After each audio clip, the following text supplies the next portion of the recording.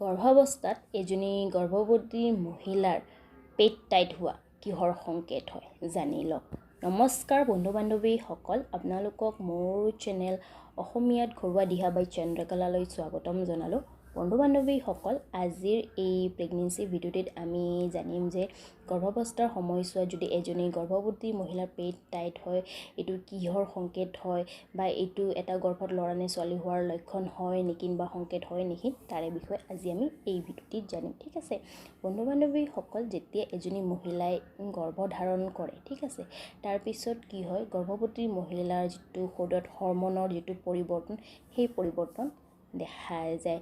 আৰু যেতিয়া এজনী গৰ্ভৱতী মহিলাই চতুৰ্থ মাহত ভৰি দিয়ে, তাৰপিছত কি হয়, এজনী গৰ্ভৱতী মহিলাৰ যিটো পেট অলপ বাঢ়িবলৈ ধৰে, যাৰ বাবে এজনী গৰ্ভৱতী মহিলাৰ পেট টাইট নিচিনা অনুভৱ হয়। আৰু সেই সময়ছোৱাত এজনী গৰ্ভৱতী মহিলাৰ পেটত গেছৰ সমস্যা খুব দেখা যায়, বা এজনী গৰ্ভৱতী মহিলাৰ 5, 6, 7, 8, 9 এইকেইটা মাহত এজনী গৰ্ভৱতী মহিলাৰ যিটো পেট টাইট হোৱাৰ সমস্যা হয়, আৰু লগতে গেছৰ কাৰণে এই সমস্যা হ'ব পাৰে। ঠিক আছে, এজনী গৰ্ভৱতী মহিলাৰ।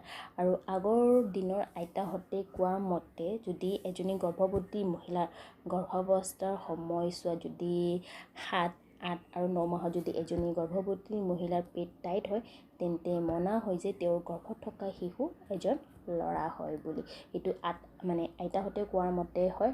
আৰু এনে এজনী গৰ্ভৱতী মহিলাৰ গৰ্ভাৱস্থাৰ সময়ছোৱাত পেট টাইট এইকাৰণে হ'ব পাৰে যে গেছ হ'ব পাৰে তেওঁৰ পেটত, কাৰণ গৰ্ভাৱস্থাৰ সময়ছোৱাত এজনী গৰ্ভৱতী মহিলাৰ খাদ্য খুব খায় বা খাবলৈ ভাল পায়, যাৰ বাবে এজনী গৰ্ভৱতী মহিলাৰ গেছৰ সমস্যা হ'ব পাৰে, যাৰ বাবে তেওঁৰ পেটটো টাইট হ'ব পাৰে। ঠিক আছে, গতিকে বন্ধু বান্ধৱীসকল, এয়া আছিলে পেট টাইট হোৱা গৰ্ভাৱস্থাত কিহৰ সংকেত হয় তাৰে বিষয়ে।